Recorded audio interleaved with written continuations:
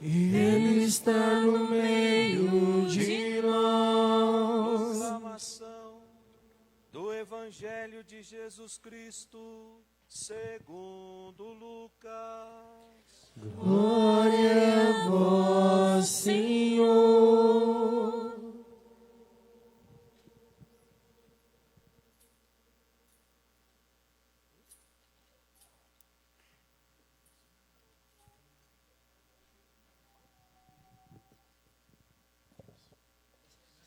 Aconteceu que naqueles dias César Augusto publicou um decreto ordenando o recenseamento de toda a terra. Este primeiro recenseamento foi feito quando Quirino era governador da Síria. Todos iam registrar-se, cada um na sua cidade natal. Por ser da família e descendência de Davi, José subiu da cidade de Nazaré, na Galileia, até a cidade de Davi, chamada Belém, na Judeia, para registrar-se com Maria, sua esposa, que estava grávida. Enquanto estavam em Belém, completaram-se os dias para o parto. Maria deu à luz o seu filho primogênito. Ela o enfaixou e o colocou na manjedoura, pois não havia lugar para eles na hospedaria. Naquela região havia pastores que passavam a noite nos campos, tomando conta do rebanho. Um anjo do Senhor apareceu aos pastores, e a glória do Senhor os envolveu em luz, e eles ficaram com muito medo. O anjo, porém, disse aos pastores: não tenhais medo, eu vos anuncio uma grande alegria, que será para todo o povo. Hoje, na cidade de Davi, nasceu para vós um Salvador, que é o Cristo Senhor. Isto vos servirá de sinal. Encontrareis um recém-nascido envolvido em faixas e deitado numa manjedoura. E de repente juntou-se ao anjo uma multidão da corte celeste. Cantavam louvores a Deus, dizendo: glória a Deus no mais alto dos céus, e paz na terra aos homens por Ele amados.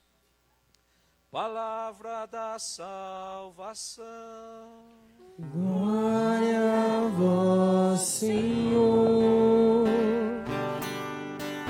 Hoje nasceu para nós um Salvador, que é Cristo Senhor.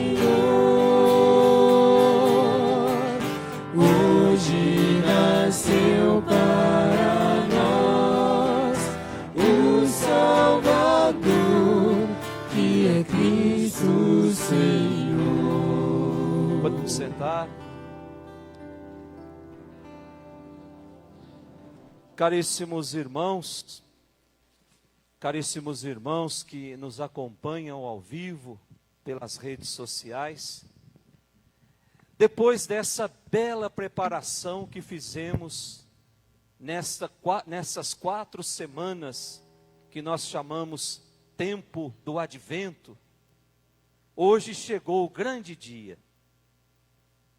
E nesse dia, o nosso coração precisa estar totalmente preparado.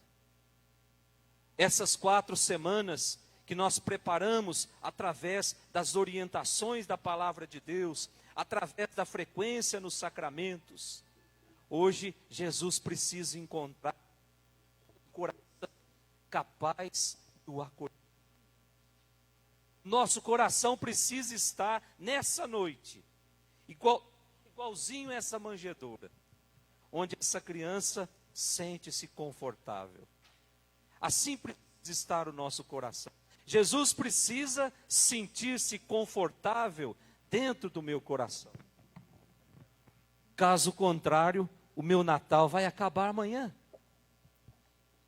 esse tempo de preparação é exatamente para isso, para que o Natal aconteça todos os dias da minha vida. Todos os dias é dia de receber Jesus no meu coração.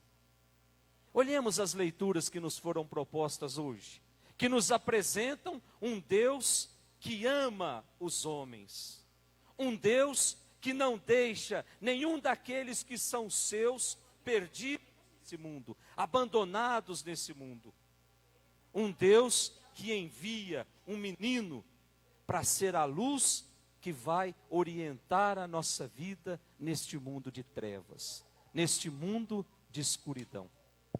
A primeira leitura que nós lemos, tirada lá do profeta Isaías, o capítulo 9, e aí os versículos de 1 até o 6. Nós já lemos o profeta Isaías ao longo de quase todo esse ano. Sabemos que o profeta Isaías exerceu o seu ministério profético num período muito conturbado da história, que tem no meio do seu ministério profético o exílio na Babilônia. Esse trecho que nós lemos foi escrito mais ou menos 800 anos antes de Cristo, numa época em que quem governava o povo era um rei chamado Ezequias. E esse rei, ele fazia questão de não dar ouvido às profecias de Isaías. E aí o profeta sempre o alertava para que não se deixasse envolver pelas forças do mundo, para que não confiasse mais no poder bélico, mas confiasse mais no poder de Deus, para que não fizesse alianças com o Egito, com a Fenícia, com a Babilônia, a fim de ficar forte, para lutar contra os assírios. Então, quando o profeta começa a anunciar tudo isso, o rei começa a ficar com um certo ranço do profeta. E uma forma que a gente tem e que o mundo nos ensina a não dar ouvido às coisas de Deus é não escutar as orientações daqueles que Deus envia para te levar para o céu. É tentar desacreditar as palavras daquelas pessoas que querem nos encontrar no céu. É uma forma que o inimigo encontrou de fazer com que tudo fique relativizado. Religião para mim tanto fez como tanto faz. Eu vou lá de vez em quando, se der eu vou, se não der eu não vou. E aí nós vamos adotando essa prática no casamento, nós vamos adotando essa prática nas nossas relações, tudo passa a ser algo descartável. Não é isso que Deus sonhou para cada um de nós. Não é isso que estava no coração de Deus quando Ele envia uma criança para nos mostrar o caminho do céu. Então nós precisamos tomar muita consciência disso. Quando o inimigo quer nos atingir, ou quando o inimigo quer atingir o coração de Deus, o que é que ele faz? Ele relativiza tudo. Ele coloca no nosso coração a semente da indiferença. Tanto faz como tanto fez. E estava acontecendo isso no tempo do profeta Isaías. Então, quando o profeta faz aquele monte de anúncio, olha, vamos confiar mais em Deus, aí os assírios começam a ficar com uma certa raiva do profeta e com uma certa raiva e voltam o seu exército contra Judá. E faz uma verdadeira devasta no país inteiro. Isso no ano 701 antes de Cristo. Ezequias e todo o seu reinado ficam agora submissos ao rei, tem que pagar imposto ao rei. Então, desiludido com tudo isso, desiludido com os reis, desiludido com a política, o profeta começa a sonhar com um tempo novo. Não é possível que Deus vai permitir que a gente fique nesse mar de lamas por muito tempo. Então, dentro do coração do profeta, começa a nascer a semente da esperança. Um mundo em que não vai ser preciso mais usar do poder das armas. Um mundo em que nós não precisamos mais de guerras. Um mundo onde quem vai reinar será a justiça, será o direito. E aí nós temos essa primeira leitura. E para descrever essa situação de frustração que o povo estava, essa situação de desespero, de falta de perspectiva, o profeta começa a primeira leitura dizendo como, gente? Olhemos lá. O povo que andava na escuridão viu uma grande luz. Para os que habitavam na sombra da morte, uma luz resplandeceu. O povo que andava na escuridão.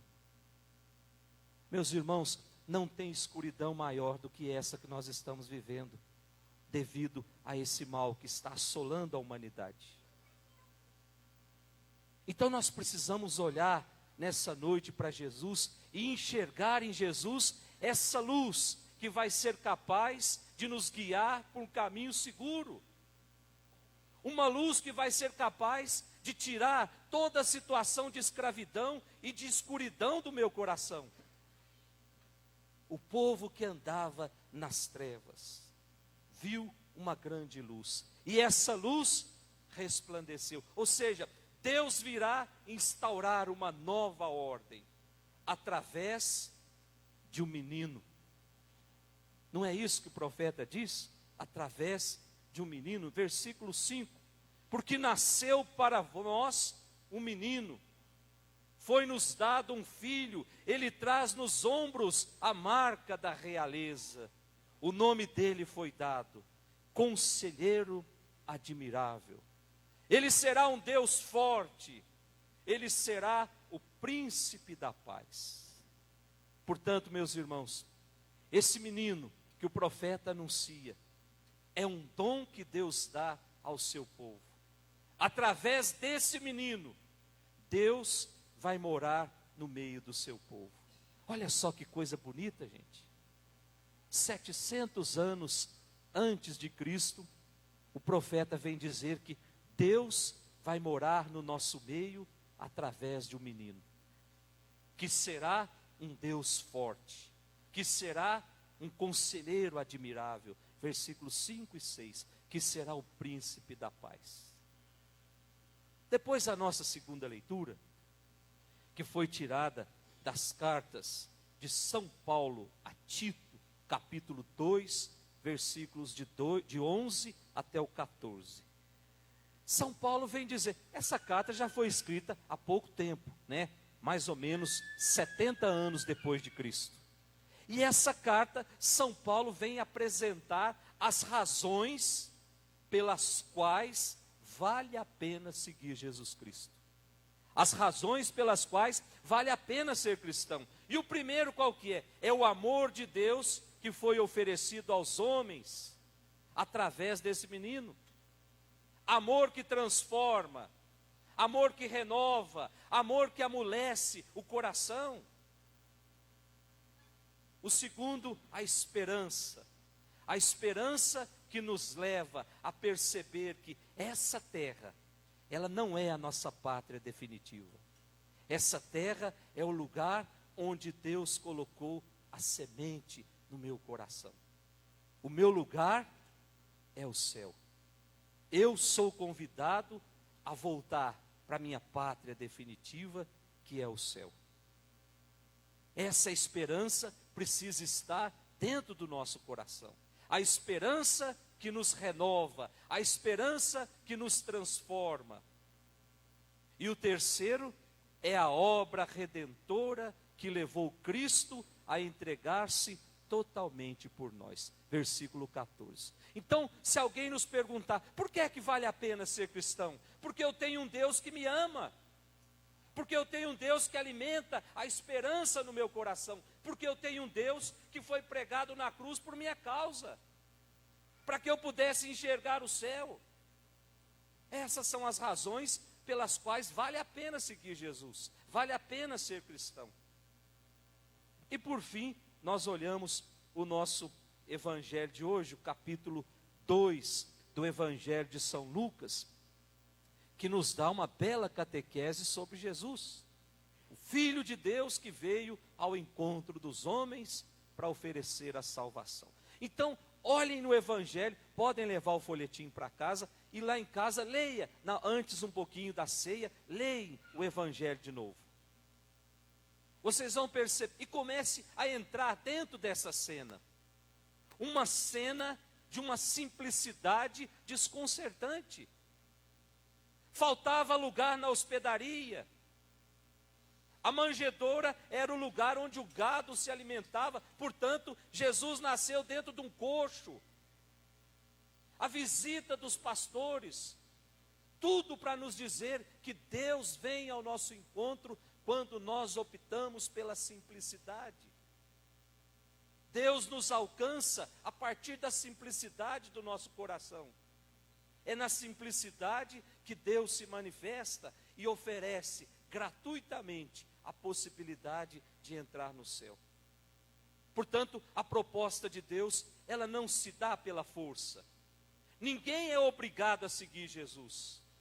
A proposta de Deus, ela não se dá por um poder político, ela não se dá por uma bela campanha publicitária. Não, a proposta de Deus se dá na simplicidade. Deus escolhe vir ao nosso encontro dentro de um coxo. Na simplicidade e na ternura de um menino nascido no meio dos animais. Portanto, na absoluta pobreza. Essa é a lógica de Deus. É assim que Ele entra na nossa história. É assim que Ele entra na nossa vida.